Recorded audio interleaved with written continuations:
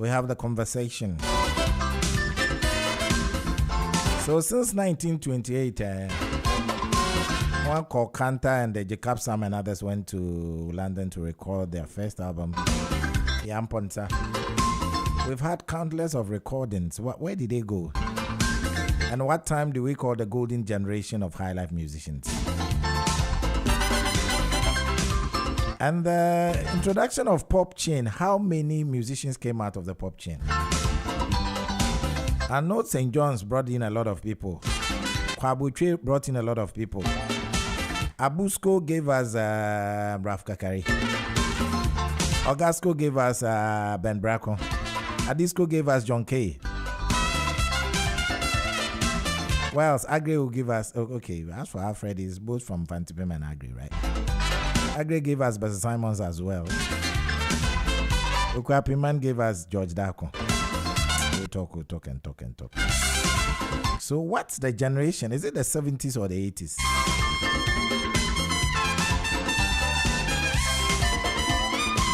And in those times, we had a lot of bands. Black Anchors was the resident band, sort of Black Star Line.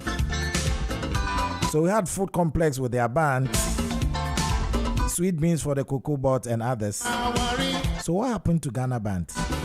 I don't know. We'll find out. Is it the revolution that made them all run away or what? We'll live to see. It's just about 3 o'clock right here on Z101.9. Herman Akwaba. Hey. Yeah, Enya. Kwasai. Bibia kuyi. Yehumu ne adwuma moye ohana na chese. Ye ni agiye. Wow. We try our best to do what we can because I think high life is the only thing we have. And some of us are going away from high life and we need to come back to high life. Please come back. Don't go away. Back. Some of you left us, but we are here. We are continuing the job that we have to do. Anyway, you went to APAM. Yes, I was a student of APAM Secondary School. Did you have a school band? Not quite. We were trying to copy the Agyei Memorials and the Adisadels, etc. But we didn't quite hit it there. We just had individual talents. Okay. Yes. But I tried something called the Groovy Tycoons. Groovy Tycoons, way back in school. Yes, but... Did you have instruments there? No, you're kidding. Instruments? Whoa. So how are you doing? Saturday night? Yes, if a band came around, okay, then we will get ourselves together and try and simulate what they're doing. Wow. Not always with success, but at least the attempt to be reckoned with was always seen by those that had the potential to visualize what we're trying to do. What ignited your interest in music? Right. That came much later in my life. You know, around about the age of 14, the talent was latent. Okay. Because I always tried to go near instrumentalists. I lived in Osu. Okay. And I'm sorry to say that one person that, you know, showcased instrumentalization was a guy called Odo. Odo, okay. Yes. I think he was one of the guitarists in Black Beats. So, you know, one got drawn to the instrument, but obviously coming from a family where it was almost taboo, the interest was there, but the opportunity to actually make it flourish was a little bit submerged. But you see, you cannot submerge great things for too long. That's it. That's it. That's it. They have a way of finding themselves out. So, of all the instruments, the drums, the lead, the guitars, the keyboards, how were you drawn to the bass? Because I'm practically someone that doesn't like to work too hard. So I thought, Walking bass. yes, Dong, dong. yes, yes. I looked at guitarists and drummers and I thought these guys are working too hard. Okay. I just want to, be a master of an instrument that doesn't require too much work. But you're kidding. It's not easy. Once you get involved, you find that you really are the ones that hold the whole band together. So my attempt to do something that I believed was an easy way out actually ended up the hard one, causing me a lot so of who taught havoc. you? Who taught you? How were you mentored? Who mentored you? How did you? Was it somebody you looked up to? You walked up to somebody and said, "Teach me how to play the bass." Right. If I'm to mention one individual, it would be Nat Fredua. Nat. Okay. Yes. Okay. It was Nat who walked my fingers on the bass guitar. You see, he wanted someone at Apam Secondary School to be able to accompany him. Yes, because I knew he was on the lead, so I was wondering how he was able to teach you the bass. Yeah, no, he would just grab me and say, just play these notes. However clear or unclear they were, just do that for me. Okay. But of course, an interest began to develop from that point of And view. there were a bunch of talented guys in Apam. If you had Nat there and yourself, at least. Yeah, we had, I would say Nat, because at the time, I hadn't really developed. Okay. But it was after Nat left You had to that step the up. desire really began to burn. Oh, And I looked around and I found that there was no one. he had to lead. So I had to lead. Born to lead, and he had to lead. Okay, we're talking to Herman Asafo Agyei. They call him Mr. Wonderbass, but we'll come to how he was called Mr. Wonderbass, how the name came about. So he started at Apam Secondary School. He stays in Osu. So obviously, Osu and music. Maybe we'll talk about Faisal Hewani and we'll talk about Napoleon. later. Wonderful. You cannot fail to talk about Faisal Hewani. So Nat teaches you, you come back to Osu, then gradually, and there are places around, they play, you go and listen, then that. How's your first jam on stage like? My first real jam on stage was actually at Anansi Krum. Right, you brought the thing. So, and this is the time that I want, when I have legends like you, I want people to talk about the Anansi Krum, the Kube Krums, and all those things that people experience. Most of us didn't come to hear of them or see them, and I thought that it was a good thing. Now that you don't have it anymore, I get sad. Well, Anansi Krum is actually synonymous with the African Arts Council, the current Arts Council of Ghana. That was the venue. Yeah. And I couldn't really tell you exactly who got the whole sort of organization going, but just one time we heard that, there was a pop chain and that young groups could get themselves together and showcase what they had. And it was at that Anansi Krum that someone spotted me. The person, what had happened was I had put a band together. Oh, okay. And remember, in those days, we were simulating the music from the West. Yeah. Okay. In fact, the better players were the ones who could play The funk. Yes, and we call them copyright. Copyright. Yeah. Okay. Yeah. But what it actually meant was cover. Yeah, We were covering bands music from the West, and the more you could play closer to those songs, the better you're acclaimed to have been.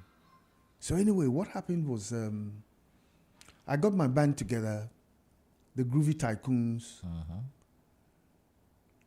We performed at Anansi Krum, and someone spotted me. Wow. And sent a message across to Faisal Hewani, who at the time was looking for a bass player to join Basa Sounds. You see, Faisal had a group of bands working under him. Yeah.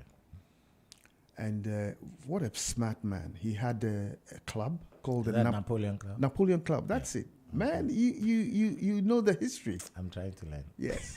So there was Napoleon Club with Hejole, Basa Sounds, and Buzunzu Sounds. Okay. Basa Sounds was led by twin brothers called the Nyanko brothers. But after they left, and please don't ask me what happened to get them to leave. But after that, I was playing some of their songs. Songs, yeah. Okay, so the band then was led by the Nyanko brothers. Yeah, after they left, okay, a guy called Niaite, okay. Guitarist. Okay. So someone told Niaite that he discovered a bass player. Bad boy somewhere. Well, and you know, that day, the incredible thing was, as we were playing, one of my strings got on. Exactly. So I managed to do the gig with 3 strings. Whoa. Don't talk about 5 strings at the time. Yeah, so definitely. It's the 4 strings, but I had lost one. Wow. And yet, we came out tops at the pop chain. Wow. News just went to Usu, to this guy, Niaite, who then came to my house to say, look, there's a huge opportunity for me to work with you. I'm now leading the band Basa Sounds, and so I'd like you to play bass for me. You had completed school then? Oh, yeah. Okay. Yeah. I went to Apam Secondary School, completed my 6th form, and then things began from there. Wow. So whilst working with Basa Sounds, Faisal was paying us as professional musicians. Yeah. And it was an opportunity no one could say no to. That was a smart move. Yeah. You know, we would come, we would rehearse in Napoleon and then perform in the evening for the guests who came to have dinner and also enjoyed some nightlife music. But whilst at Napoleon Club, a gentleman by the name of Tommy Darling, Wantu Azuri, was in the audience. Yeah. And he said to me, I'm reforming Wantu Azuri. This place is too small for you. This place is too small for you. So it was always a case of, you know, moving on to so-called bigger things. Greater heights. Yeah. And Tommy Darling managed to talk me into leaving Faisal's vision of wanting to actually get traditional groups and prepare them for the international stage. We were just playing covers. In Basa Sounds, we were playing originals. Originals, okay. Yes. Okay. Yeah. I've heard some of your songs. Right. Yeah, I have quite a few here. Yeah, well, I have some Basa Sounds, quite a few here. And Faisal's connection with Fela Kuti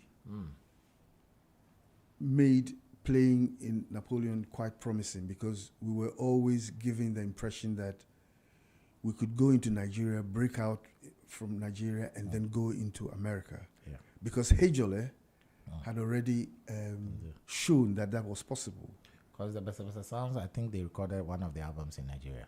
Yes. Okay. So that's how the whole story began. Then soon, under Wantu Azuri, you know, how's the transition like from Basa Sounds to Wantu Azuri?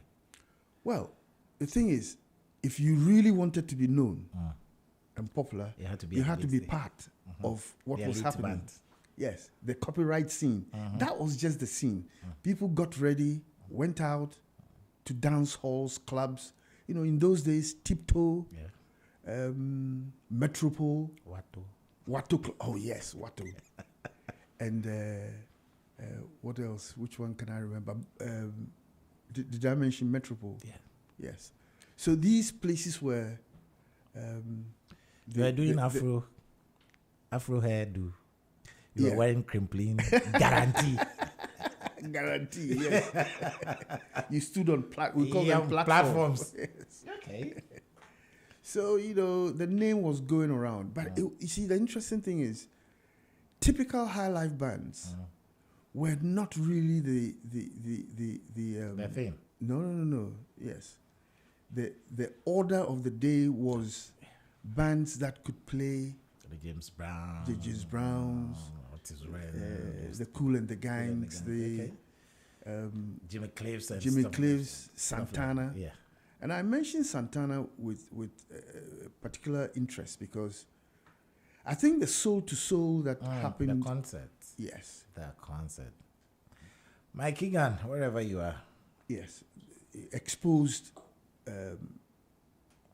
us to more of, simulating the Western style of music. I think that's the biggest concert that has ever happened to Ghana. They can talk about what they are talking about, but I think the soul to soul concert was something else. Well, in terms of bringing other groups in one Maybe place. the next one will be the Panafest that was held, but I would argue against that. I think the greatest, for me, the soul to soul was 1985 when I played with Obisa. Okay. At the Accra Sports Stadium. Okay. You beat the soul to soul what? Well, no, I can't say that. That's because it was a completely different context. For Wilson Pickett and others to troop to Ghana. Yes. In terms of organization, that had a lot of involvement. Yes. Yeah. So there you are. 1-2 Zulu. Here we are. You joined them. Not 1-2 Zulu was something else. I mean, it got me known throughout the country as the youngest bassist. Not just youngest bassist, but the youngest great bassist. Wow. You have to say that. How did they? Because I haven't come here to just mellow things. Yeah. What needs to be said has to be said. Has to be said. So it projected my name. Was it that competition that gave you your nickname? The Wonder Bass one? No, what Wonder Bass? The Wonder Bass. Wonder Bass was in England. Oh, okay. We haven't left Ghana yet. Okay. So we are still in Ghana. We're still in Ghana. We're still here. Okay. 1-2 Azuri. 1-2 Azuri. Doing covers. Okay. Yes. Tommy Darling being the leader. So at that time, your parents, how did they handle them? They had seen that. That's very good question. If you were against music and you could see your son exposed throughout the country in newspapers, I think no matter how antagonistic you are to music, you have to mellow because this was your own child now exposing. But they still had problems because, look, musicians have always had this traditional issue of,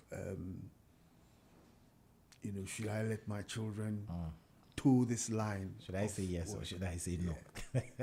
But you can't say no. And I speak this ahead of myself because, if you're a parent who thinks that music can't take your child or your offsprings anywhere, I think you've got to think twice because music is a talent that God gives.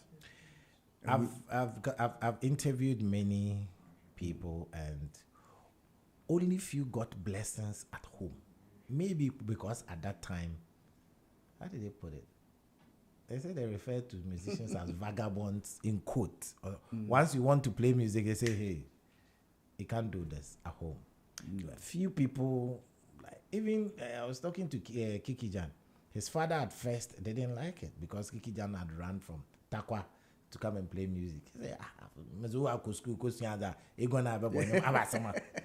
so maybe apart from Bessa, who had the tutorials at home, and some few people, it's quite difficult for your parents to accept that, hey, maybe them not about music. Exactly. But the work Pam secondary school courses for maybe I say Bobo bass. Courses for maybe them no way now. We can't accept that. But I think this is where it's really important for all of us to rethink and, if you like, renew our minds about things like that. This is a gift from God. We will talk later about the importance of intellectual property and real estate and other kinds of property. Yeah. Intellectual property is a gift which was suppressed too long, and it's affected why we are in a position where our music gets exploited. If there was a huge encouragement in us being creative to do what God had deposited in us, the music industry would have flourished far more than it has in Ghana. That's a pet area that we'll talk about. At what point did you join the Black Anchors? Okay, so whilst I was in 1-2 Azuri, I had another pull from the management of Black Anchor. Did you play football whilst in school?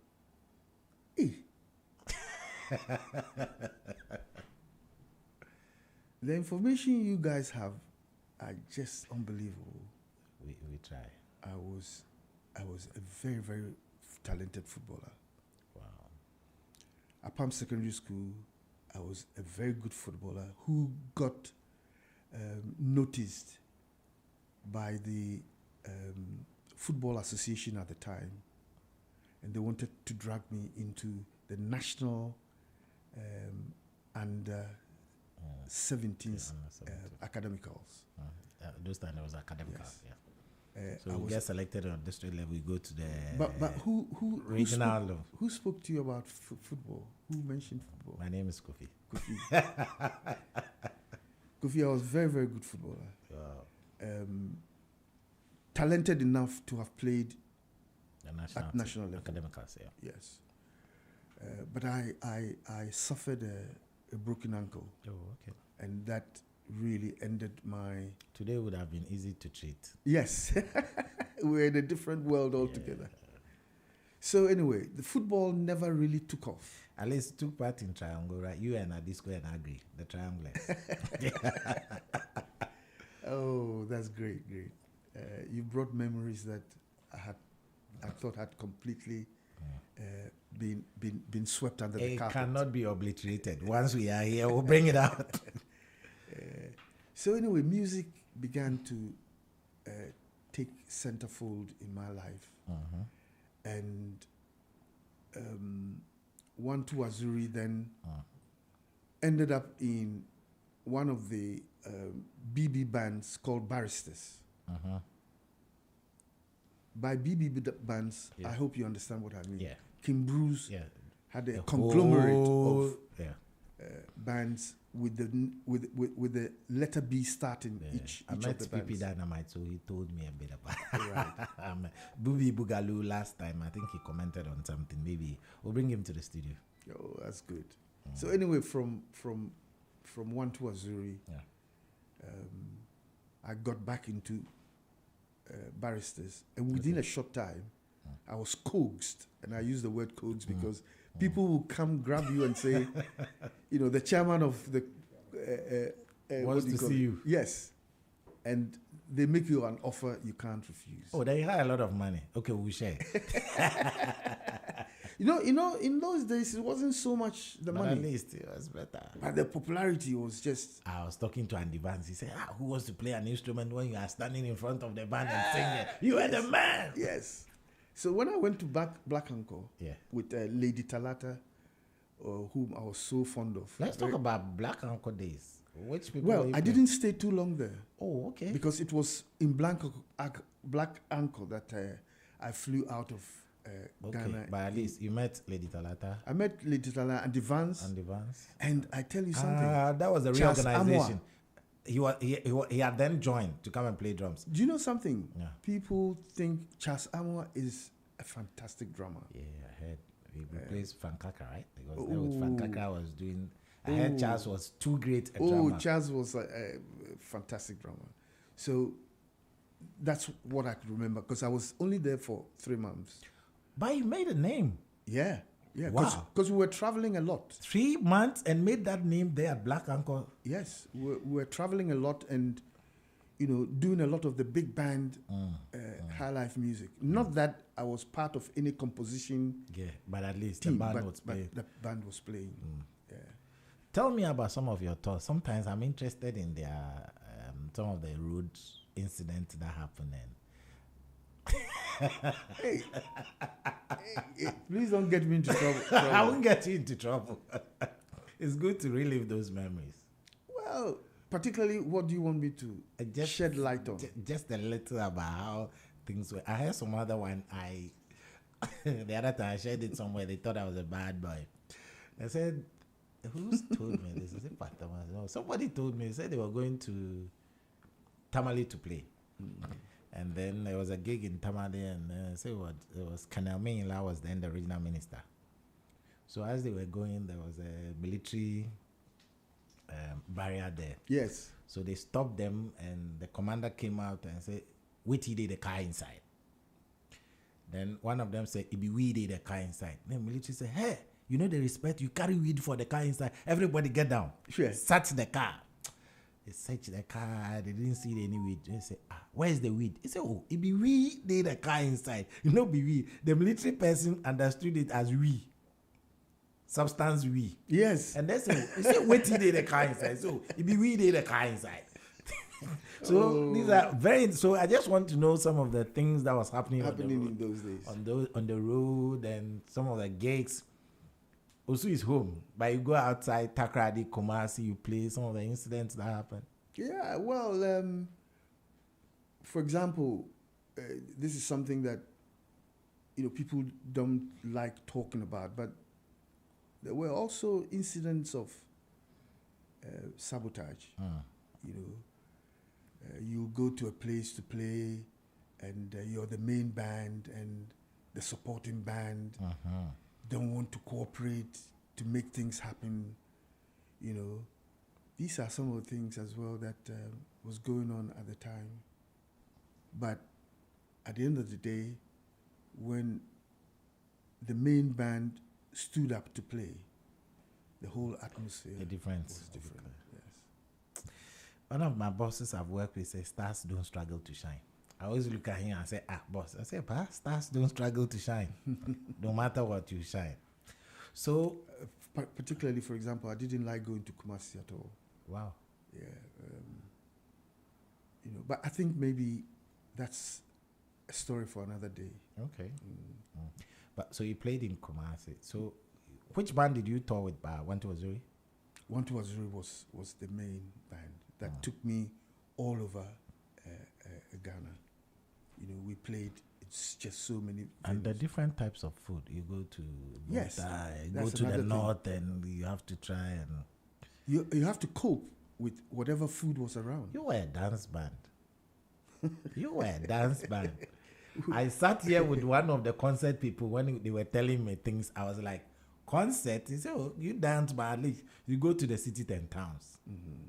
But the concert bands, they were going to the villages. So when they were telling me their stories, I was like, the concert bands, their stories are a little different from ours. But you, where did you go? So Accra, Kumasi, Takrady. The main, Kumasi. Went to the main cities. Okay.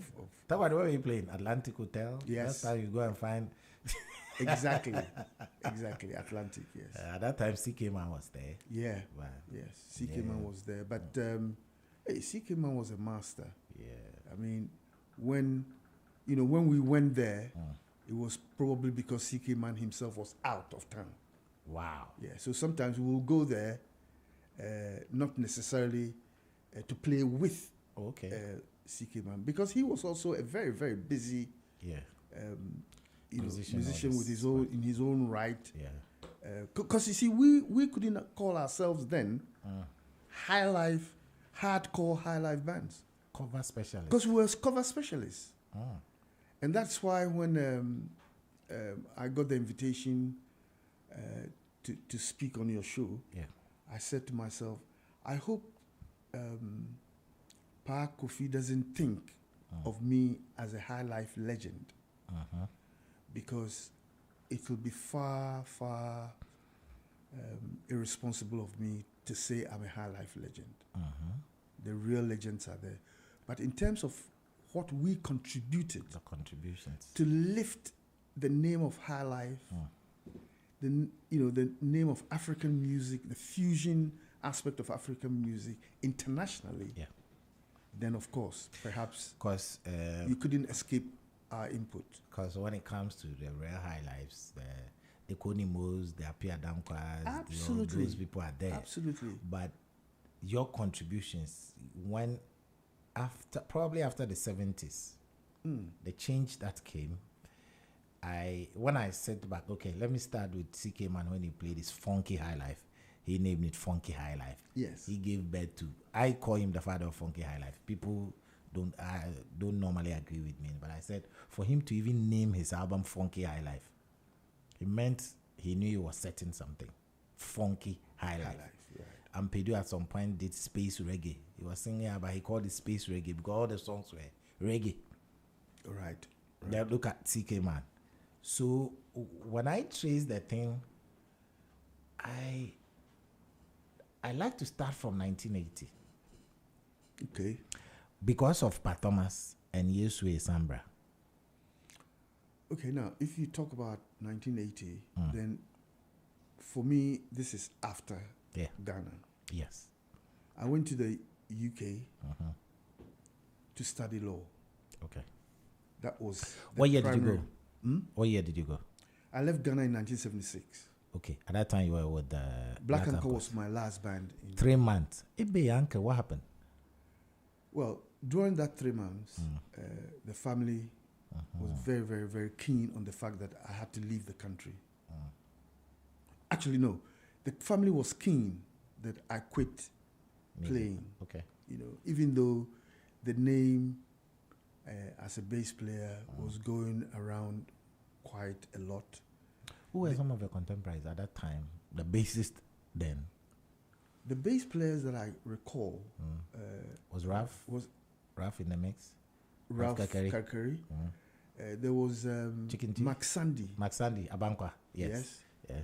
Then one guy that I hardly hear his name, and I think it's so hugely unfair, is Amar Marshall.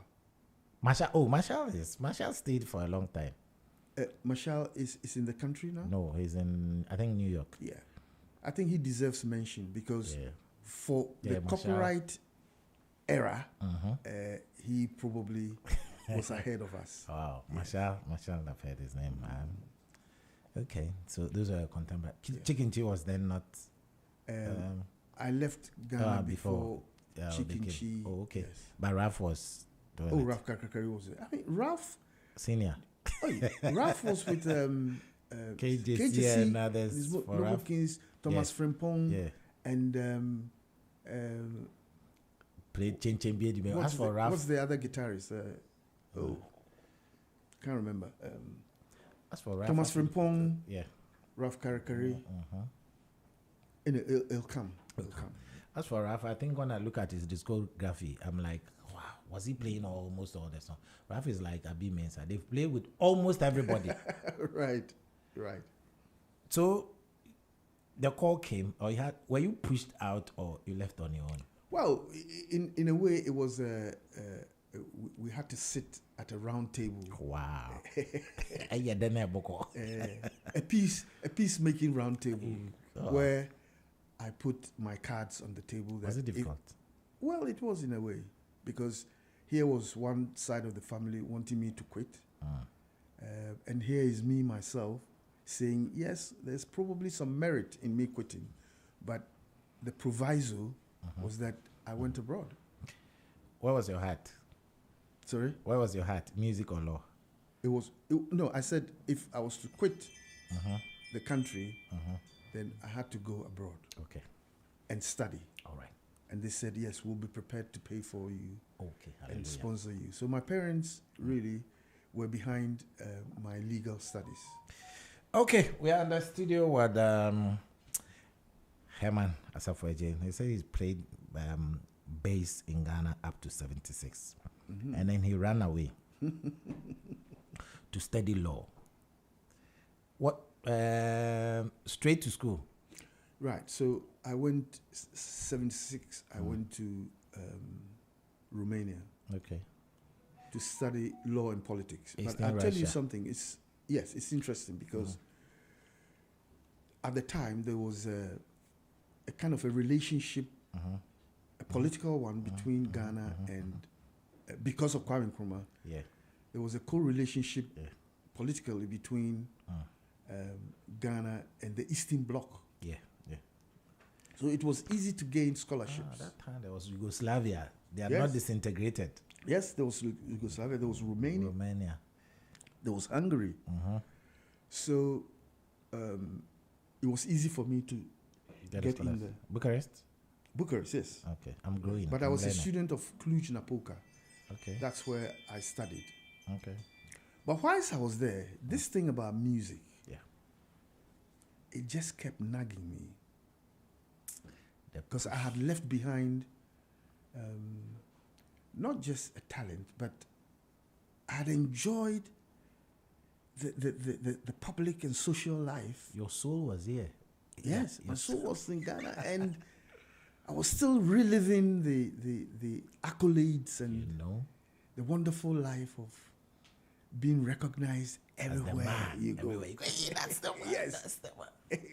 As Andy Vance said, it wasn't so much the money. Yeah. It was the fact that wherever you walked, people recognized you. That's the man. And it was great. So music was still at the background. And I went to the UK after 2 years in Romania. I went on the pretext of... So you flew straight to UK and then you No.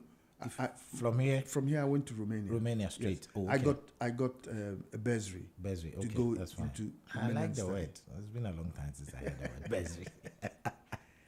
Okay, so 2 years in Romania. And then I even learned the language. Oh, okay. It's awesome. Because you had to learn the language. So how are you, Ubi what? How are you, Ubi what? How are you? How do you say it? Chema Fachet. Hi, that's all. But it's too much. Don't worry. don't try. So anyway, because of that, it was easy to get in there. Remember, I had refused to go university in Ghana because of music. Music, yeah. But this time, the proviso was, if you're going to support me, then I will go. Okay. But when I was there, as I said, music was still nagging. So I came to the UK. But when you were in Romania, did you have the chance to? Their music is quite different. No, you can't play. A student, there was no music scene. Wow. Everything was underground. Okay. Yes. And life was... At that time, communist too. Yes, it was quite stifling for someone who had grown up in a soul-to-soul era. In a free environment like this one. So, I made my way into the UK. Yeah. But this is really interesting because when I was in Ghana, around about the age of 16, a friend of mine played an album of Obisa. Wow. Okay. And when I heard the music, something spoke to me. Something was stirring you. One day, you're going to be working with these guys. Wow. This is almost a spiritual kind of revelation I'm giving you. Self-prophecy. Because it hit me in a way to the point that when it actually did happen, I knew. Deja vu came. Yeah. That, did I not tell you that one day you'll be with these people? And the interesting thing is that, and I say this to anyone who is listening, that if you want to pursue a goal, dream big. And don't belittle the chances and the opportunity that comes your way to shape you up into fulfilling that. Have faith in your goal. You see, a lot of people talk about faith, and they say, well, what is faith? They associate faith with Christianity or any other form of religion. But let me tell you, faith is something that we've practiced, all of us, religiously or not. We all practice faith. Why? Because the Bible gives an interesting definition of faith, and it says, faith is the substance of things hoped for. People talk about Christianity and knock Jesus off and whatever. It doesn't matter. Faith is not about Jesus. Faith is a concept which, if you understand how it works, you can apply it in your own life. Do you know, even you, Bakovi, you're sitting here because of your faith? Yeah. What has it got to do with Jesus? Nothing. Faith is a substance of things hoped for. So if you're hoping for something and you have the confidence, it will manifest. I was chatting with somebody and I said, I wish I knew how to play an instrument. He said it's not too late. And I was like, at this age. Well, I need to have faith in myself that it shall be done. So anyway, what was your question? I digressed a little bit. It's the most important part of the interview. I've loved that part of it. I've loved that part of the conversation. So you come back to the UK. Now you are from Romania. You come back to the UK. You had listened to some songs here that had ignited something in you. It Absolutely. had stirred something in you.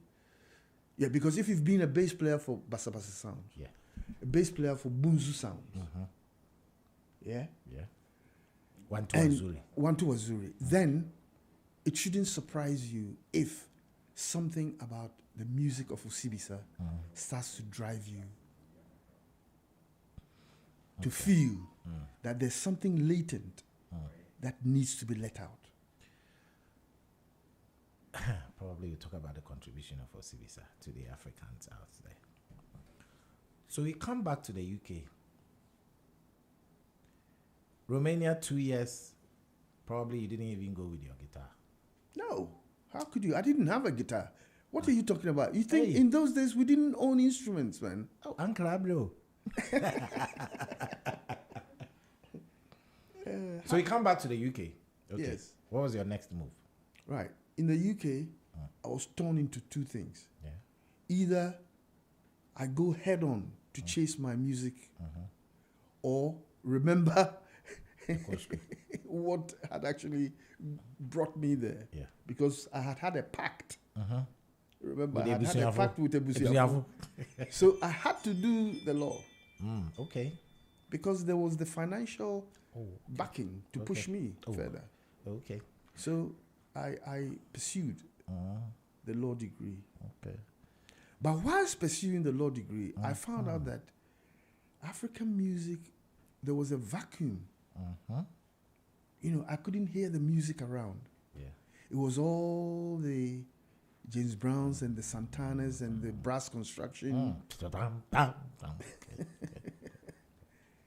Until one day, someone told me that there was a guy called Kwabena Odrukwati. Okay. He's setting up a high life band called High Life International. This guy actually knew me in Ghana as a bass player. So he said, "Oh, let me introduce you to this guy because he's looking for a bass player." But you were in school, you were studying. Oh yes. Okay. All right. I was a student while still doing my. Okay. And I met Kwabena. He showed me samples of his music. And I thought, man, what an opportunity. You are the man. Grab. Let's collaborate. So we started to work, rehearse. And, sorry, he managed to get us a contract with a company called Stearns African Records. Oh, Stearns Records. Oh, okay. Yes. Okay. So Stearns were ready to put out the High Life International. Some of the ones we played earlier. Yes. First album. Okay, so when you came back to the UK, was it at any point in time that you attended a musical concert from Romania? No, in Romania. No, I'm saying when you came back to the UK. When you left Romania to the UK. I didn't go back to Romania. No, I said when you came back from Romania. Okay, when you came from Romania to UK. Yes. You started studying your law before you met Odrukwati. Yes. Was there a point in time that you went to have a look at a performance by an African or something? Because Romanian music was out. Yes. But UK was much more open. Yes, so I was going to concerts. Including seeing Obisa twice live. And I said, my goodness. Something was pushing you. Yes. Obisa, you see, I cannot leave that aspect of my life because it was really... That was the stamp. Yes, it was a spiritual pull. And I say spiritual because, that music was not common. Yeah. I played it from 1985 to 2011. And I can tell you it wasn't common.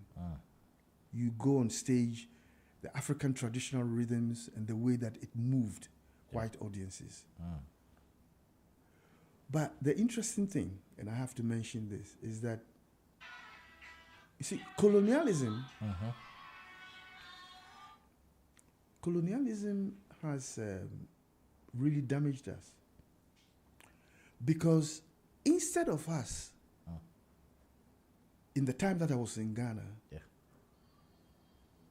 working within an environment where African rhythms were pumping and creativity was coming out of this, colonialism impacted us culturally. We were thinking that it was far much better to be a player who could simulate the Western style than our own rhythms. If you were a high life bass player, why?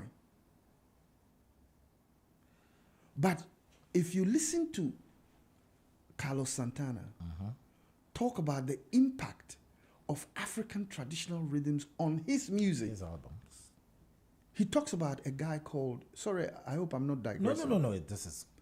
Santana talks about a guy called Babatunde Olatunji.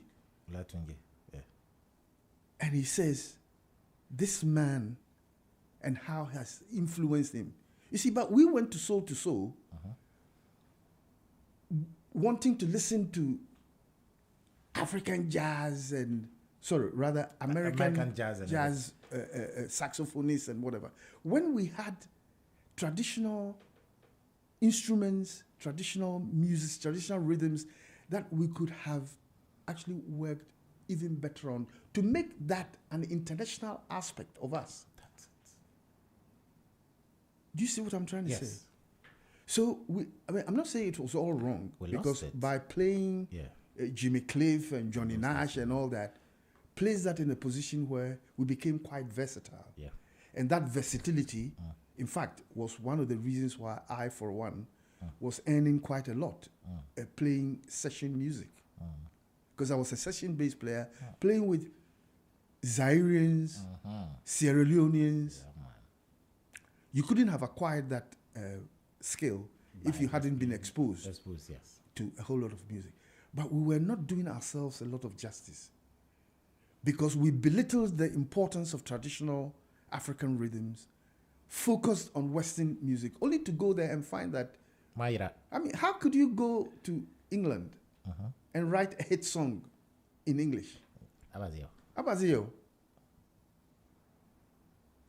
So Obisa represented something extremely unique and unheard of. Because when you went there, they had formed already. They had grown. They had grown. I mean, this is a huge mega band. Yeah, absolutely. We don't see their impact in Ghana because we're not that connected with. Just use their music one or two. I had opportunity of emceeing one of their shows. Was it in Takra Day? Yes, I think 2011 or 2000 or something. Either 2000, 2001, thereabouts. And it gave us a broad understanding of how the music business operates. Music is a business. And people that have creative abilities to write songs should not belittle the importance of it. This is why some of our parents went wrong. Ambule told me something. He said it is called show business. Then I look at him and say, Uncle, I said, you two. You show no contain your business now combat. Oh. Your business no contain now you show no song for them but until they combine it too. And I think we lost the business aspect of it. That's what I always say. I've spoken to a lot of musicians. They went to record somewhere, the intellectual property, everything. Who owns master tapes and all those things? I think some of you need to come back and help. Most of our guys have their songs out there. They don't own the songs. Oh, Yes. we have to teach the importance of owning They don't own the songs. the copyright. What, Um, how do I call them? Producers? What the producers did to us. And maybe, I might not say it right, maybe we weren't ready for the digital revolution. We missed out. Because the time that we were moving to, I was fortunate. There was some Philips recording something there, so I transferred most of my songs from LPs, vinyls to CDs, and then I put them on the computer. So now at least they were safe. Now people, some of us have lost our LPs because when the technology was improving, we didn't move with technology. no. And then, at that time, probably the producer will come, record a song for me. You record and they pay you off. He put the LPs there. Nobody was even doing the promotion. The producer would do it himself. We go to radio station, promote the song. So the musician has collected his money. Now growing up, you see that there's split sheet, there is this. Most of our musicians at that time didn't know anything about split sheet. No. They played anything on it and that's it. They get their money and that's it. But they've played those songs. Now I'm thinking, what can be done? Is it a lost case?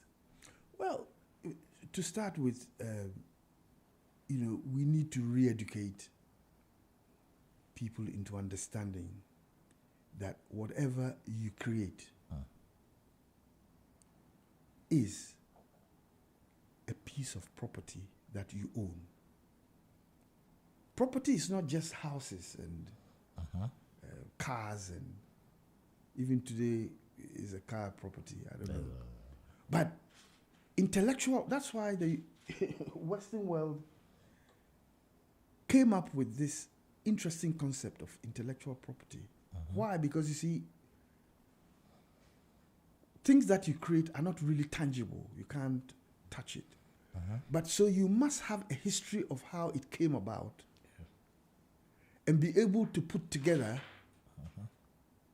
a title for what you've produced and the sequence by which you came up with it. Because if someone else says, that's mine, how could you argue against that? It's by being able to show the process by which that was organized and how it is that you became the owner. You have to own. Something that is yours cannot be somebody else's. Look at Kente. Yes. How could the Western world claim ownership of our Kente? It's impossible. Yeah, because we own it. It's ours. And that's how music also operates. Music is something that is owned by the one who creates it. And so it's also a business. If you're able to create something which is saleable, it's a business. So you're right when Ambule says to you, show business, there's the show and there's the business. It's a business. And people must start realizing that you can make money out of it and make a living out of it. I've seen most of our musicians in such conditions that it's difficult to describe. They recorded, because I've seen some bands, I've interacted with a lot of people, then most of the band collapsed because of these things. I said they set, normally the credit goes to the leader or the singer of the band. So they create the music, the person who sang the thing has his picture on the album and that's it. Now he has, even have the luxury of re-recording it. And for all you know, the song was composed by the percussionist. But yes, and the the executive producer, the owner of the band, now owns the music. That's what I'm saying. What is it too late, or is there something we can do? Well, I mean, to go back and try and reclaim your music after some producer in the 70s or 80s lay his ownership on it is going to be difficult. But I'm more interested in how we can put together the mechanisms, one, to reclaim things that belong to others, but also to teach the up-and-coming ones how to go about owning. I mean, I don't even know in this country, do we have a strong copyright system? It's not bad. It is not bad. Yeah. It's there, but there are challenges. And is there any way that we can organize to receive monies that are played on air? You know, the royalties. They try, but it's not smooth. It's not smooth at all. Yeah. They try. They've been trying, but it's not smooth. There are a lot of work that needs to be done. I went there on Thursday. I nearly fought them. I was going to register a song. They should come out with pen drives, 8 pen drives, camera. I say, are you not putting it on your system? Why do you need 8 for what? It was a whole lot of things, but at least they are there. Now let me come to this aspect. When you joined the High Life Internationals, you had your contract with Stens African Records, yes. Yeah. So Kuduro Kwatin had the songs already. Yes. And you also added your. So in that instance, let me make it practical. The guy had a song, but you also contributed because you played the bass on it. Somebody played whatever instrument on it. Did you share the revenue that came? How did you share it? Me over there is different. Over here, I want to know how you went about it. No, you have a system of publishing. Okay. The writer of the song owns the publishing. Okay. So if he sells the publishing to the record company, then that's a different matter. Okay. But you, as a member of the band, does not necessarily own the music that has been recorded. Because you are expending your talent into lifting the group up, and you get a share of what the record company gives to the band. Okay. But the actual songwriter gets main. his royalty as a songwriter. He owns The song. This is the whole point. He owns The intellectual intellectual property. It's only if you wrote the song that you have a share in the ownership of it. I want proper education here. So yes, that's why I'm asking. So let's say somebody has like 2 verses of a song. Now you come in. Let's add 1 verse to it. Are you a co-writer? If the main writer wants to give you the credit of being a co-writer, he will. So let's say I write a song like a poem, and then you come in. Melody, everything comes from you. Who owns it? Right. So there is the lyrics and the music. So the music writer has to collaborate with the lyricist and decide which percentages they're going to apportion that creativity. Oh, okay. So a song, for example, give me a title. Let's say any song, like your song, the African Fries. Okay, African Fries. I love it. African Fries. I wrote African Fries, but it came from the origin is traditional. Yeah. But because nobody can say that Agyei Tatale is his, more or less like a then full song. it continues to be mine until the day someone comes up and says, well, you know what? My ancestors wrote this song whilst they're on their way from Dodowa to, I don't know, say... migration song. Yes. So So two people can come together to write a song. One could be the composer of the song, and another person could be the lyricist. And they have to agree. They have to agree, of course. Otherwise, it become a legal issue. Because I was listening to an argument, and they said somebody nowadays that with computer one person can get into the studio and do all sorts of things. Somebody had a song. It was flat song. He went and the engineer said, "Oh, we went to this is a song I have in mind." So the person was just singing.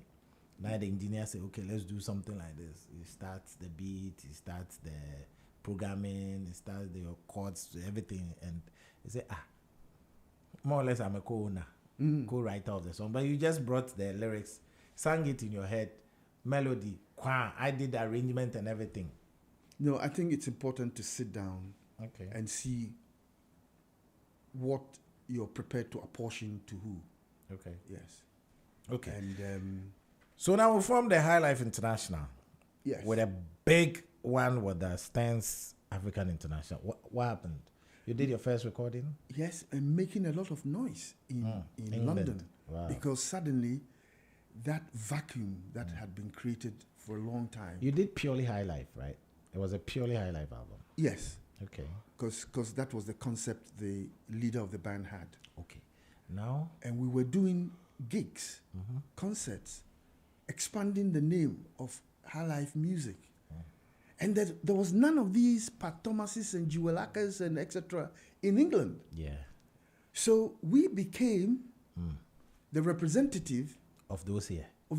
There. Oh. And of course, they were not to know any better. So we kept going. We recorded our first album.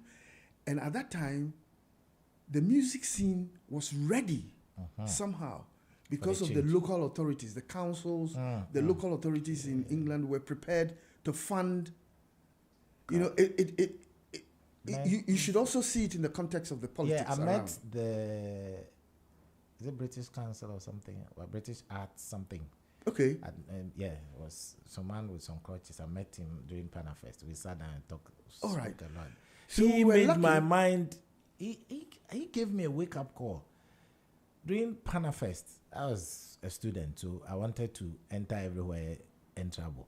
So every little symposium they were doing, I would go and sit down and listen, and people were thinking of me as a mad person. Small boy, what they were talking about, I didn't understand, but I wanted to be there. Anything music, I wanted to be there. So I sat with the man one evening. They were playing some. That time, Burger High Life, they had come and they were playing some. And the man was angry. They were playing computerized song. He wanted some Konimo. He was angry. That he wanted something original. Yes. He made my mind, he averted my mind to the fact that we are lost. Oh. You know. So being there and forming the High Life, I'm just trying to conceptualize, now that you've gone to Romania, you've come back to England, you are playing covers and everything, and you got somebody with the idea that, Charlie, we need to go the African way. Yes. How did you transition from bam bam bam to dun, dun, the walking bass and everything? Well, the interesting thing is, I was born Ghanaian. Yeah, nice one. And the environment in which we grew up was such that you could not escape the African rhythms, the Panlogo to the Adwa, Sichi. It's ingrained in the social and entertainment life. So unconsciously, these were latent abilities within. So when I met Odukwatin, even though in Ghana, the active playing life was not pure high life, the memory of what we used to hear, Nana, Kwame Ampedu, KJC, Konedu. Konedu's bass lines are dangerous. I don't know. I can't remember them now. If you gave me time, I would. Was it Eric Ajimani wanted to Eric Ajimani. You know, oh, well done. You smart in cancer and others. You are a genius. I'm trying to learn from you. So anyway, when I started to play with High Life International, I realized, my goodness, I had all these things in me. And the market was ripe at the time because of the sudden upsurge in local authorities' interest in wanting to. You see, it was kind of a political thing. They wanted to show to us eventually that your blacks are welcome. It's now an inclusive society. So African bands were proliferating all over the place. Okay. And I became quite fortunate because I was able to connect with all the other different countries. Yes. I mean, Zaire. Yes, I played on Somo Somo's album. Zairean, a top Zairean artist. Then Sierra Leone, a guy called King Masco, Abdul TJ. These guys, we began to... when you went to London, John Kay was there? At that time, John Kay was there. Oh, okay. Yes. This is how... And so the whole idea of a bass player, working with different bands and being a session player started to grow. And I was making so much. Well, it was quite lucrative. Okay. Because the session phone was ringing all the time. And the law was? I was still studying. Okay. Yes, I was still studying. You're the man. So in 19... Why you be shabrim small? In 1983, I gained my law degree. Okay, beautiful. But still very skillful and quite well connected. The thing was in you. Yes, getting gigs, getting session work. That's why you see a whole range of bands that I had played with, but also recorded with. You recorded but you see, a recording artist is not necessarily an owner of any. Yeah. You expend your talent and get paid for. That's it. But a writer, the lyricist, and the song composer will continue to earn as long as the music is being exploited. Okay. Do you understand? Yeah, I do. And you have to belong to the right associations and agencies for you to be able to collect your royalties. You'll come back to Ghana and help Gambo and others. Yeah. You guys need to come back. So, okay. So you start with High Life International. How did you end up going to Toronto? Okay. So, whilst a prolific session bass player, my name was getting round. And one day I was on a tour with High Life International in Greece. Wow. And I got a call from Mactonto saying, Minua, Brefi, Kahu Nebra. Because they say, and when the call comes from Mark himself, if Mactonto calls you and says, Teddy calls you, Mark calls you, you're the guy. You won't walk, you run. Yes. 100 meters. So as soon as, I say this. To the glory of the Lord. Well, to the glory, but also a little bit of selfishness, which I have to own up to now. Because the circumstances with which I quit High Life International, today I would have thought twice about it. In those days, the blood was just running. Fresh. And there was no moral considerations around anything. I just told the band leader, you do London now. Mejai. Oh, how can you do this? At least today I have a social and moral conscience. Yeah. But anyway, to cut a long story short, Mactonto showed me a list of gigs they had. Hey. Starting from Australia, coming to Ghana in 1985 for the, in fact, Rollins had... that one. What do you call it? It was the Revolution something? 31st December, whatever. And it was such an enjoyable time for Obisa because the whole membership was Ghanaian. Wow. Yes, it was the first time we had an all Ghanaian membership. Alfred Bannerman on guitar. Richardson didn't come. Wendell didn't come. No. Okay. No. So Alfred. That was the first time that we had an all Ghanaian. That would be a record time. Oh, fantastic! No, I want to know the names. So you, Mark, Teddy, Alfred Bannerman, Alfred, keyboard Emmanuel Rensos. Ima. Okay. Percussion, the late Potato. Dako. Yes, and the drums. We had 2 drums. So Sola Matthew and McTonto's son. Oh, right. Tonto. Wow. Oh, that's quite a squad. Who was on keyboards? Emmanuel. Okay, Emmanuel. Oh, Besa hadn't joined. No. Kiki Jan was 1985. Oh, okay. That was quite a squad. Oh. We just mesmerized the audiences. At what point did the Cameroonian join?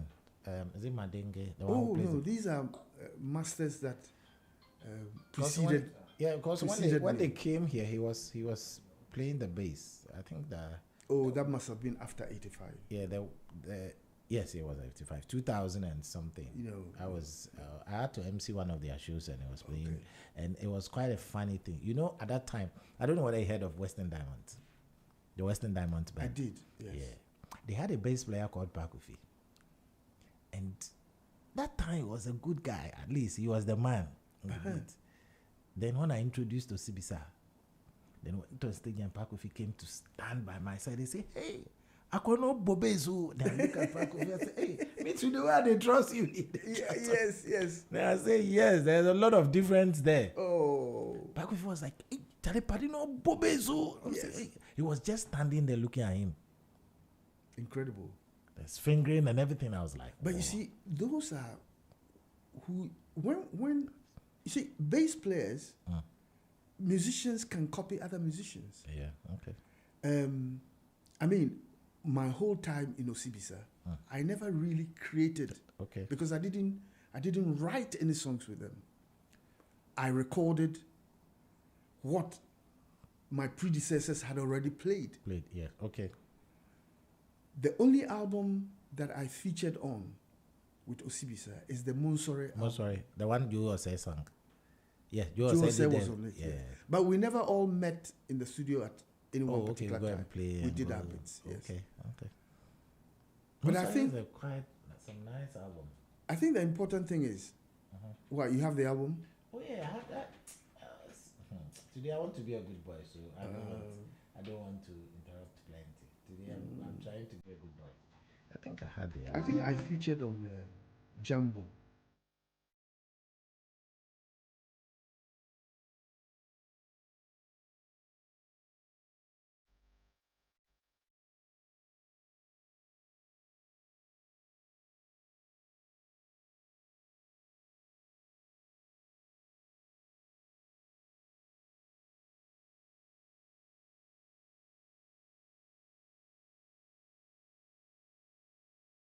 Today I want to be a good boy. I've not delved deep into the archives. Today I want the conversation to flow.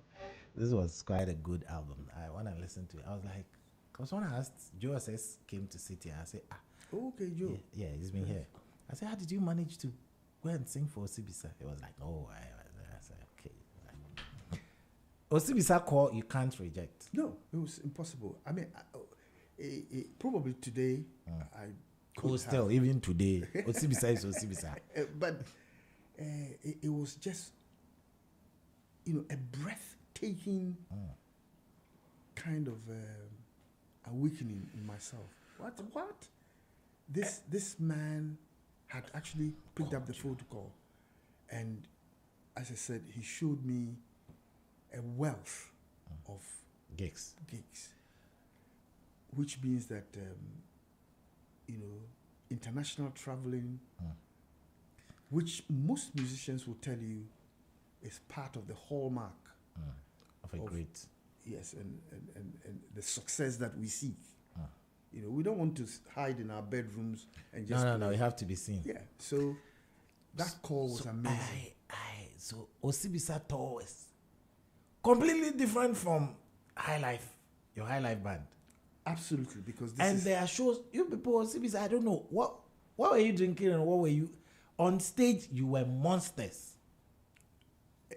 What's the spirit that drives you? The energy. Well, I think each player that has worked with Obisa will have their own story. But for me, it was a mystical journey. Wow.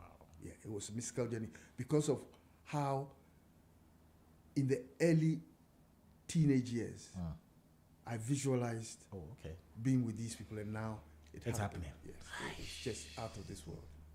So and it catapulted my name across the Afro music scene. But I'm with just interviews. Teddy Ose was sometimes quite kind enough to say, Herman, go and do this interview on our behalf. And it got me talking to international journalists. A lawyer then, so your language and everything was nice. You had a gift of gab, you talking. So tell me, you visualize it and then they invite you to join. I want to know the experience of your first show with Obisa. It's one that, if there's a word called indescribable, then that's what it is, because I don't know how to tell you that. My first gig was with this all Ghanaian band in Australia in a club called Juliana's. I hope it's still there. Juliana. Okay. We had a 24-day residency in the Hilton Hotel. Wow. Now, this is an experience that compares to nothing. Well, I think maybe as time has gone on, I've seen other things. Nothing compares. At that time, my first gig with Obisa was in Australia. Can you imagine? A band of international stardom with audiences yearning not just to see, but to touch. Man. Incredible. What should I say? I mean, what should I say? Let me ask you, I am sure when they are rehearsing, they don't do the things they do on stage in rehearsals. The way somebody will carry his friend and somebody will be playing, that's what I want to know. When you saw somebody being carried shoulder high, how was the feeling like? Well, I think there's your own kind of personal picture that you formed from within that you would like to express. Nobody goes to a rehearsal saying, this is how I want you to express your creativity. Well, people might say, what is he talking about? Okay. So sometimes spiritual things are things that I leave to myself. Okay. But the experience, I've used the word indescribable. Wow. So you tour with Obisa extensively. Wow. Extensively. There's no continent that I never went with them. And I used to come in on and off. Okay. Because my legal practice at the time, after it actually took off, after our escapades in Canada, made me a professional man. So Canada, there, I'm back, but you went there, you were back in Pat Thomas's and others, right? Okay, so the idea was that in 1986, I formed this band called Native Spirit. Native Spirit, okay. And I approached the expertise of Kofi Edu, Alfred Bannerman, Bessa Simons, and so got this outfit together. But the original intention was that when these seasoned Ghanaian artists came over, then we'll be the backing band. Solid. It was a good idea. Okay. And I hope I'm not bragging to say it was a good idea. It is. Because within that umbrella, there was the personal ambition to actually be able to expose the music genre that was inburning in me. Remember, I'd had stints with Kabbalah. I'd had stints with High Life International. I had played with a plethora of the African bands springing from different countries. I don't want to go into all that, but the albums are there for you to see. African Connection. I recorded with them. Sumo Sumo. God knows what. Anyway, so it was a deliberate strategy to get some of our songs exposed. Because the arrangements I came with, somebody like Pat Thomas was, Pat, you are the boss. You don't want to just come on stage straight away and start playing. So before you come on, we're going to start with a few of our native spirit tunes. And then we'll invite you in. And it was at one of these shows that we struck a deal through the recognition that we had gained as musicians in our own right with Afronova Records. Afronova was a record company, a label co-run by Mr. Thaddeus, actually no, not Mr. Dr. Thaddeus Olzin. Well, he's still a Mr. And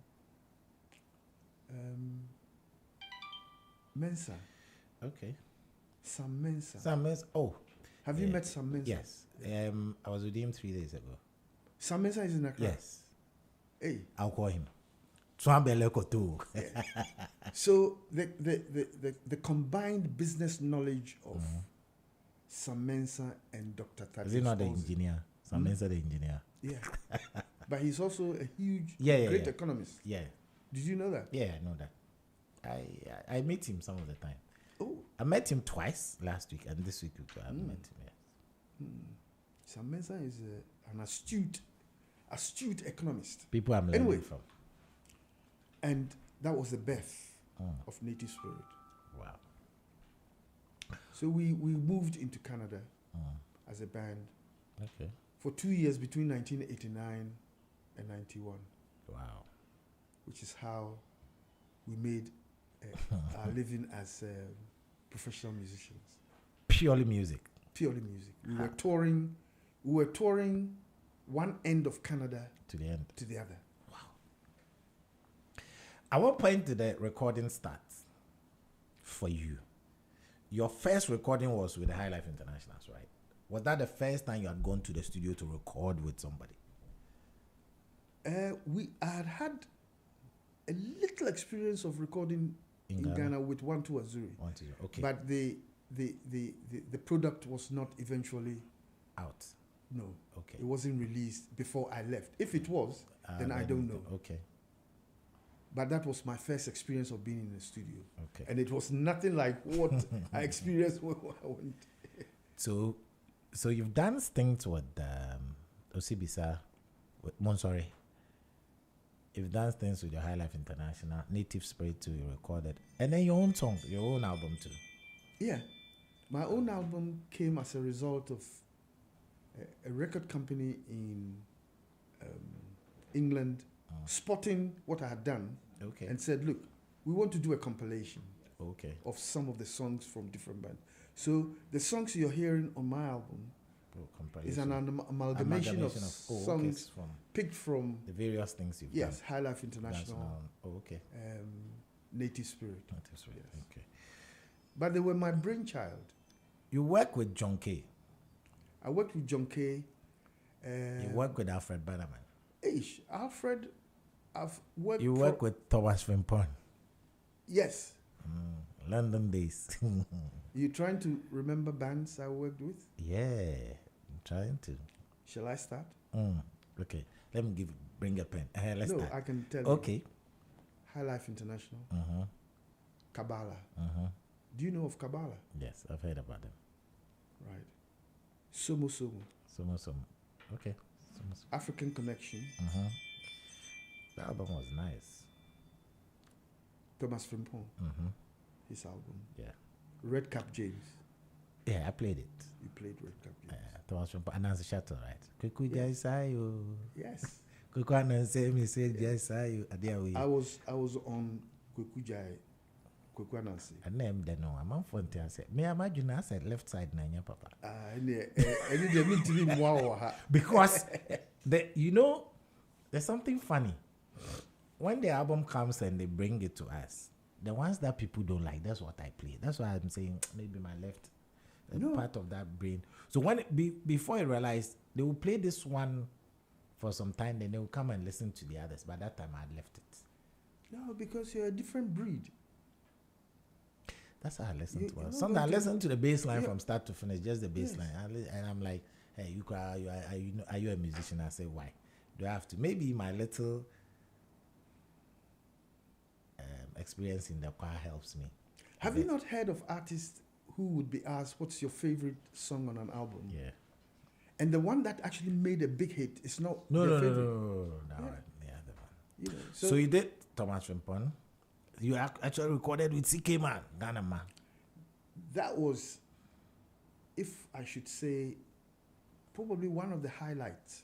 I never met the guy. Okay. Ever. Okay. But when John K called me and said... He was my friend. Who, John? Oh, the CK Man. Okay. The late CK Man. Yeah. Uncle C taught me a lot. John said, there's another job for you. Mm-hmm. I said, really? Who?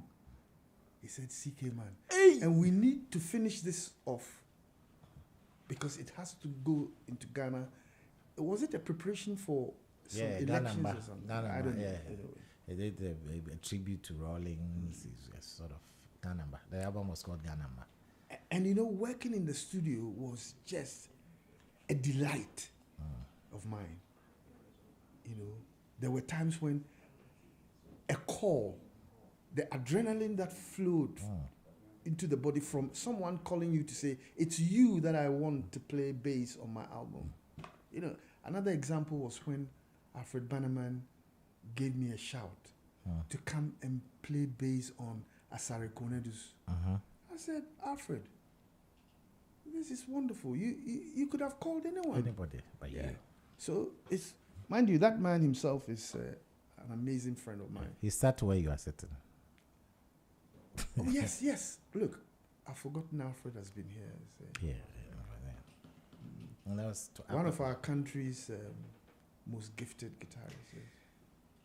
But also a producer. Yeah, I met him twice. I'd met him earlier and he said, Pa, I think when I come, I need to come and see you. You are the only person who knows all the songs that I've played on. I said, Alfred. He comes and then he called me. I said, okay, we need to be in the studio. Every session musician will tell you that one of the highlights of their creativity is the idea of being called. Okay, we love playing live and stuff like that, but to be in the studio for someone who invited you in, and normally it's someone who would invite you in, because you can't just pick up your bass and go to a studio and say, I'm coming to play on your album. No, you're normally called. So if you see the discography in terms of albums that one has been asked to play on, it sends you into a frenzy. Where did the spiritual call came in? You're a lawyer, you're a musician. Where did the God factor come in? Okay. Where is Martin Cancer when you be? Say, don't know, Frewa. Do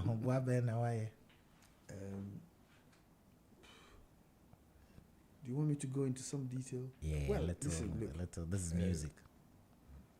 You have a pastor, you have a lawyer, you have a one of the greatest bassists, we just want to know how you intertwine all these things, the spiritual, all are spiritually connected. Music, pastoral duties. Well, you see, whilst at some point, whilst playing with the various African bands and doing my touring, and churches would also call and say, look, we need you to come and help on a Sunday. We have a band, bring your bass and come and help. So whilst playing with the churches, in fact, the main purpose for playing with the churches was financial. Yeah, you go, you play, and you get paid and go. Yeah, There was nothing spiritual at all. I said that what they pay sharp. They pay good. And I say this because it's important for me to mention my wife. Okay. I was invited to a place to perform with the what do you call it? The band. In the church. They didn't have a bass player. Okay. So it was there that I saw this beautiful lady who was singing with the band. So I inquired about whether she was normally with the band or not. And she said no, she had traveled from somewhere. She was going to go back and was only here for a few weeks visiting. Okay. So do you know what I told her? I said, there's no way that you're going back. You shoot your shot. Sorry. Whoa. Her name is Mrs. Herman Asafo Agyei. She has ended up being my wife. Ah, okay. So you saw her in the church. Yeah. So that was it. And from then on, I think it's been bicycle home for so the music gave you a wife. Apart from the cash. Well, whether it was the music or whether it was God Himself doing that, I don't know. But he definitely set us up together. And at that point, if someone had told you that I'll be a pastor of a Christian church, I think I would have told them that they had some mental health problems. Okay. But there you are. The situation was that as we courted and got to know each other, and as I was attending church with her, was there an altar call? The Lord called me and said, what I really want from you is not just to go to the church and play bass. I want you to be a minister of the gospel. Wow. Now, you see, when you're talking about things like that, people think, what is he on about? This is madness. But I know what I heard. Yeah, okay. Because I wasn't a trained minister. I hadn't gone to Bible school. Okay. But the opportunities opened for me to lead a church. And it was the church's own decision to call me into ministry. Although I knew the work that the Lord had done on my heart. Okay. I'm sorry. That's are you fine. missing my words? Okay. So it was an amazing moment. Wow. A spiritually amazing moment in my life when I heard a voice tell me that you had been called into the ministry. And that is the role I want you to play. And you see, when you know such a thing about your own life, it doesn't matter what people say about Christianity. It's you. I know what I heard. Yeah. So whether you think Jesus is real or not, that's your you. problem, because you didn't hear what I heard. Your ears. Wow. So I'm currently a Baptist minister. Minister of music. So you do song ministration. Do you sing in church? No, my wife sings. Oh, okay. But when the Spirit enters you? Sometimes. There's a two-way thing. When the wife sings, then the word will follow.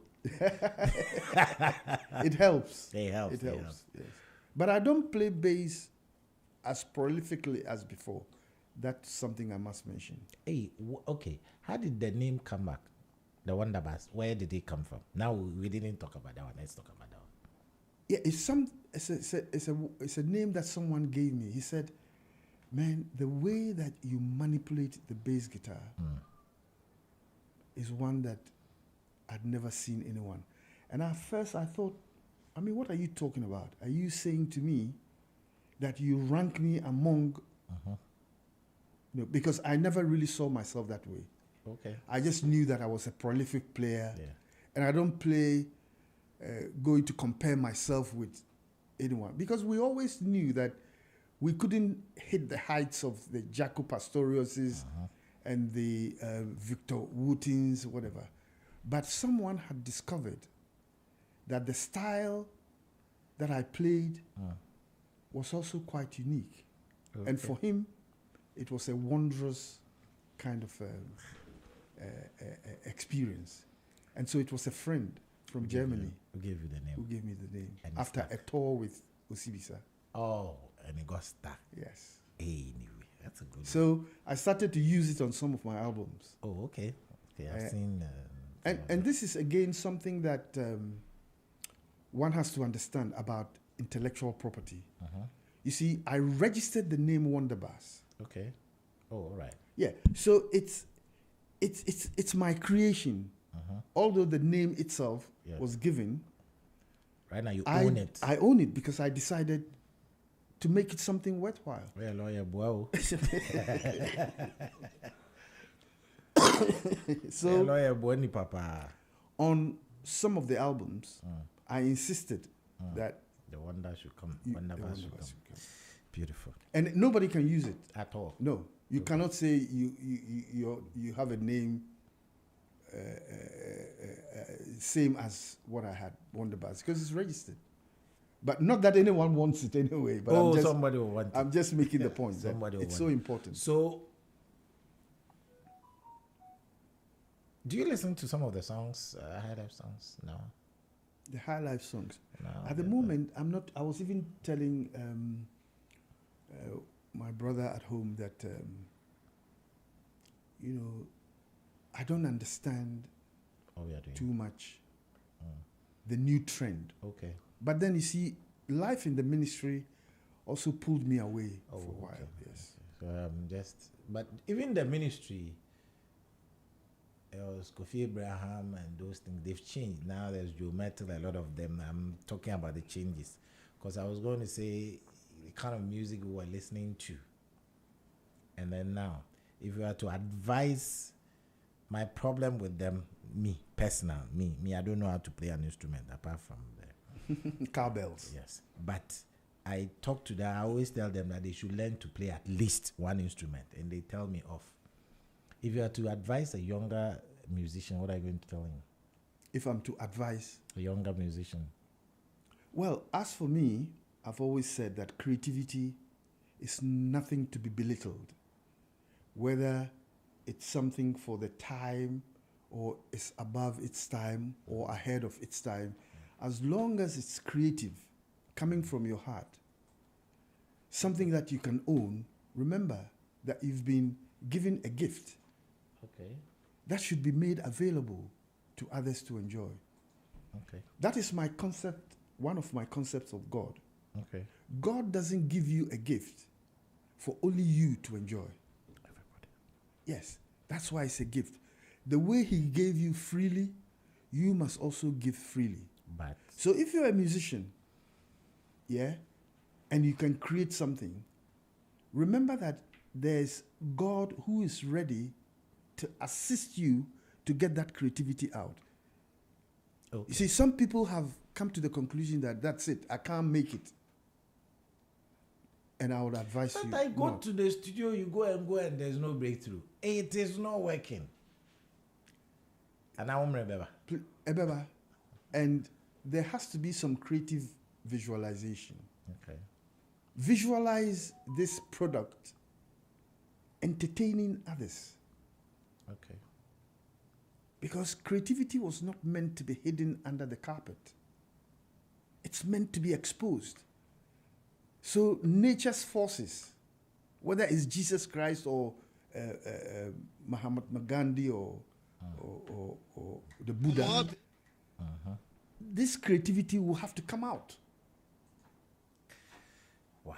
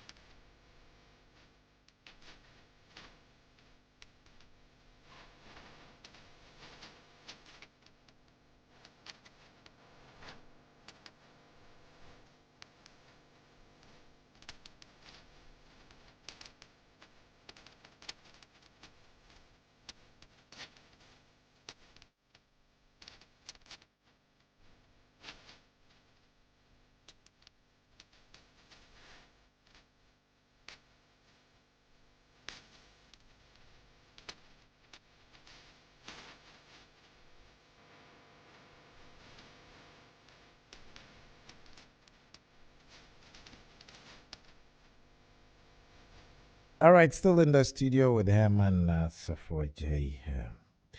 Why would they call you Asmara? Hey. Kofi, what's the word? I'll have to really go deep into my encyclopedia to find the right words to describe you. You have such a quest for knowledge that you have to rank as one of the most exceptional in the job that you do. Thank you. You remember you mentioned me and football. Yeah. In fact, to start with, I thought I would probably be a footballer at international level, even if it was the is it under 21? Yeah, that time was under 7. Academic class was. Yes. Yeah. But what had happened was Ethiopia, there's a town in Ethiopia called Asmara. Where the Aswan Dam is. Right. Very good. And Black Stars at the time were invited to go and play an exhibition match. Okay. Yes. I think at the time, Reverend Osekofi, who is now a Reverend Agyei, went there, and I think they beat them by about 8 goals to nothing. But the display of excellence of the Black Stars was such that the town Asmara became associated with the Black Stars' amazing display of. So someone called me at a football match. Someone said, "Hey, body Asmara be." Wow. And that was it.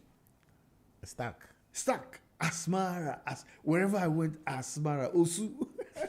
Oh, this is great. Osu Pele. You've made me feel young again. I had to. That's the way we talk about music. So let's form your dream band. That's what I always do here. That's what your dream band. I think I have an idea. Your dream band. My dream band. All time. Worldwide. Yeah, all time. Your all time. Where we come to the studio, that's what we do. Hey, dream band. So who Obisa? Who will do the lead? Don't tell me it's Alfred. It's got to be Alfred, but it's also got to have some space for Wendell Richardson. Anna, are you talking about Ghana? Ghana. And there's no question. So. Ghana. Yes. Okay. On drums? Chasamoa is... I can't your black uncle days, no. Me say, Sakwa will ote drums that you funk. No, will be a free a fence of Kunedos, the KJC. I don't know. No, I don't know where Chasamoa came from. I want to all I knew was that baby. Charlie, see here black uncle. Jadio Yinina Neko. They're putting the guys together. But when I went to my first rehearsal and I heard this drummer, I'll stay. Wow. Okay. I would say Alfred. Charles. I cannot leave Tommy Darling out of a band because of his huge influence on me. And you have about yes, my man about rhythm. Rhythm. About rhythm. Now, keyboard.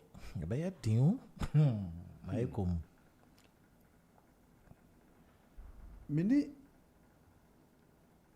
You see, my concept of Afro rock on Intinu, I will put Bessin there. Okay. Because I played with Bessin at some points during Obisa, but he was also the keyboard player in a band that I put together which was Native Spirit. Native Spirit. Okay. Okay. When it comes to the concept of fusion music, I'm not saying say the high life keyboard players, are not up to it. But on all the in a ball band, you critique, you come stage, you express here. It will be very difficult to leave him out. Everybody Horns, so they are in a say tutu. Say tutu trumpet player of free Ghana. Me boy. You're not talking about no, you can't if you. Yeah. Say tutu. Everybody's accent. And the friend say flugelhorn. Mactonto, but say no Mactonto no.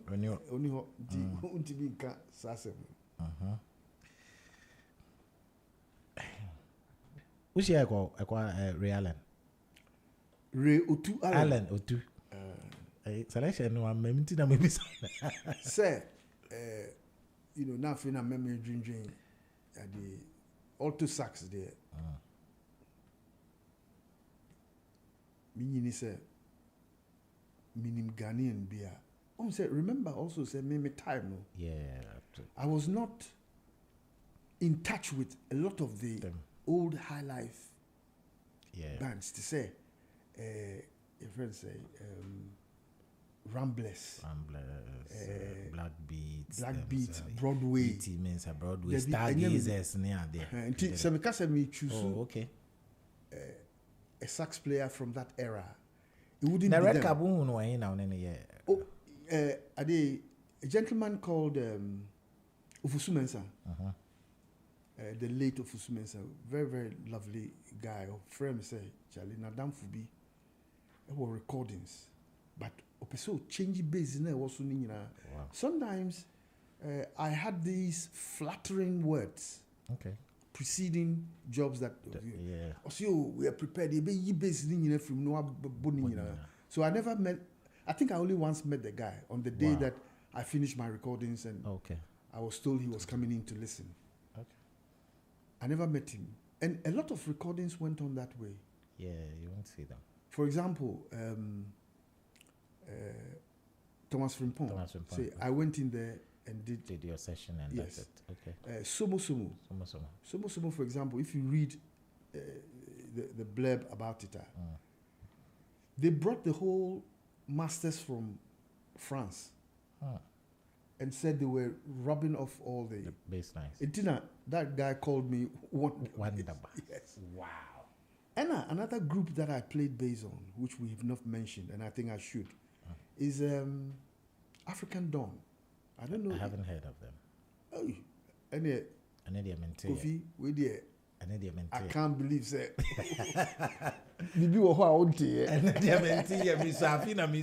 Yes, I was the bass player on African Dawn album. Wow. I don't mean in terms of importance, but one of the leading figures. Kwesi Owusu only recently passed. Oh, all right.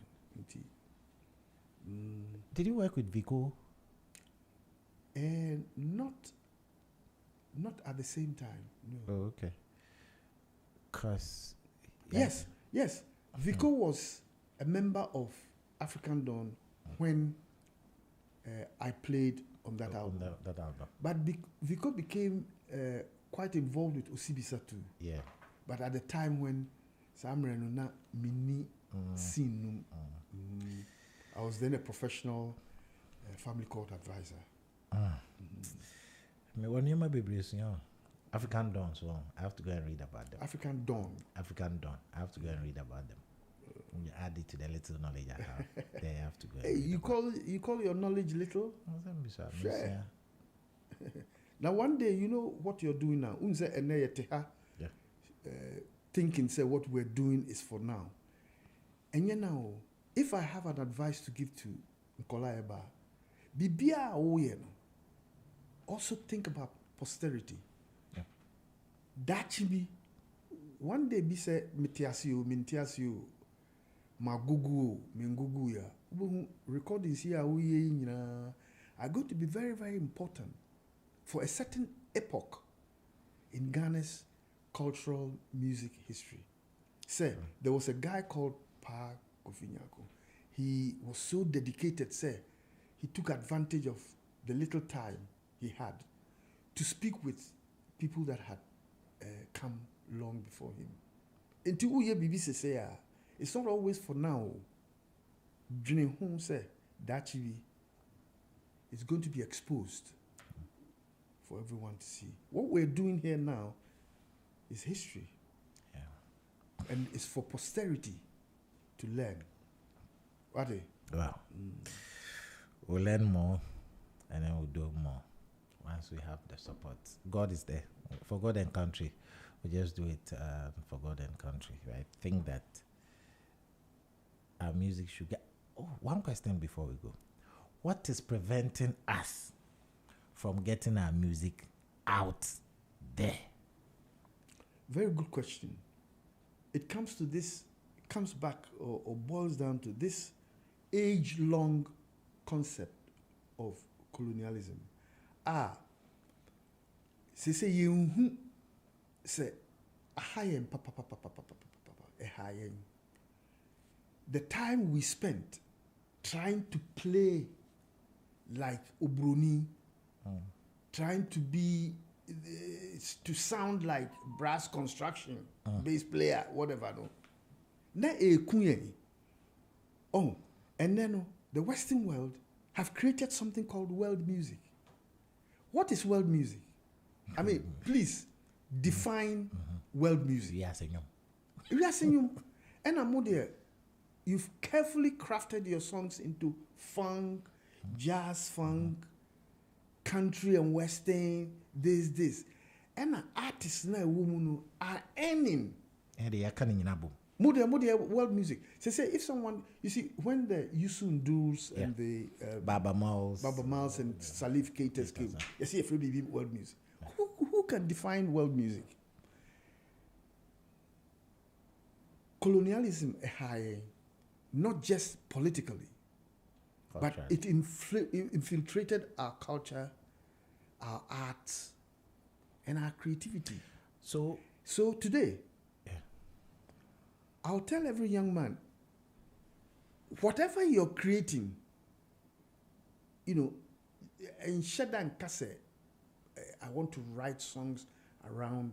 In fact, I have an album which Alfred is producing at the moment. Okay. At least many biabo. It's not you say a friend gospel, but utia won't say reggae kakra utia because an amalgamation of the different influences. I only call it gospel because of my current spiritual disposition. Okay. But in answer to your question, how can we get the music out there? We have to have negotiators. Good. Who will say, Africa and Ghana, or rather, let me just use Ghana because I can't speak. I'm not Kwame Nkrumah to talk about African how unity. Other countries should operate. But we have to have negotiators within the copyright industry. Okay. Who will negotiate arrangements with European and foreign organizations.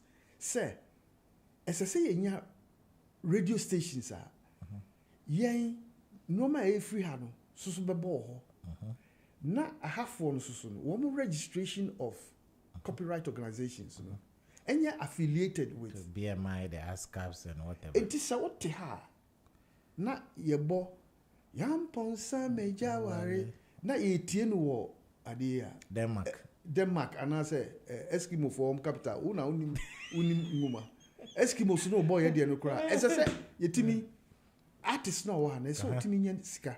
Yes. We need negotiators who will look into the globalization of your music Nienya this categorization of our thing as world music. Okay. All right. World music is a Yes. I hope, sir, I've managed to touch on something. Yeah. Is there something to do with production? No, it's something to do with I've asked people and they say productions are not too. Okay, possibly, and the maybe technical creative. guys will do. But so uni Bruni kasa on the basis say opese ususu unya ukavo a certain aspect of the marketer or the BB burial Straight. or because we productions in your studios, a new standard. We first of all get the negotiations going. Say, we also want to be part of the international money earning. Sikapudio ni pese ye dibi. Yes, and this me wo Ghana. Na say ya bomb me jom wo adi Helsinki for baby, you know. Not just say, say me who scano, but yeah, no why register wo England, no? Yeah. In the UK, no. Sometimes we receive royalties because we are members of BMI and stuff I think like that. Canada for the K-Pack or something. Canada, yeah. And yes, I war Performing Rights Society. Yeah, Performing Rights Society. But Canadian Rights Society, no, any PRS have affiliations. It is a board Juma. Still our unsaka bibi kakra in the post. Okay. Utemase. Yeah. Bad. And negotiators, no. You have to identify them. Yeah, bon crowd. Montreal PRS with a strong petition from the Ministry of Culture and Arts. Non kase ye hiya say you be find a way of affiliating. Move this car too much. Galam say sika ne ade mum fam mum ye nwini hu na yen create institutions are ebema the ordinary man will start enjoying his creativity. It's been a humbling opportunity for me, a great time for me to learn at your feet and engage you in a conversation like this. I'd like to say a big thank you to you for passing through. This is the High Life Conversation. This is what I have put myself to do, to talk to the High Life greats. And then let us impact on the future generation. Like the word you say, posterity will judge all of us. May they come and say, oh, we did our part.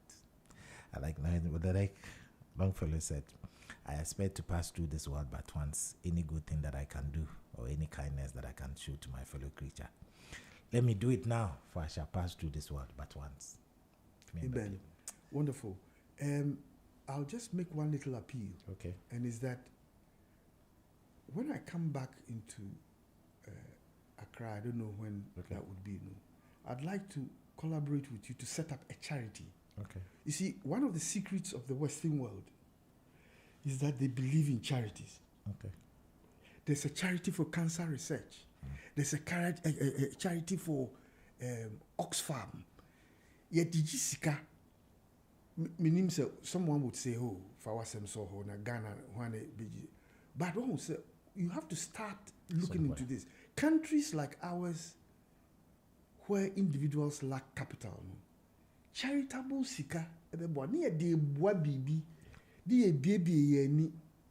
in those areas now, Sika anymore. There's a cost. What do I say? Yeah, I do. Yeah, because for example, if I say to you, you have to employ a negotiator. Why not be to Anka? Yeah. Okay. All right. We'll look into that. Thank you so much for passing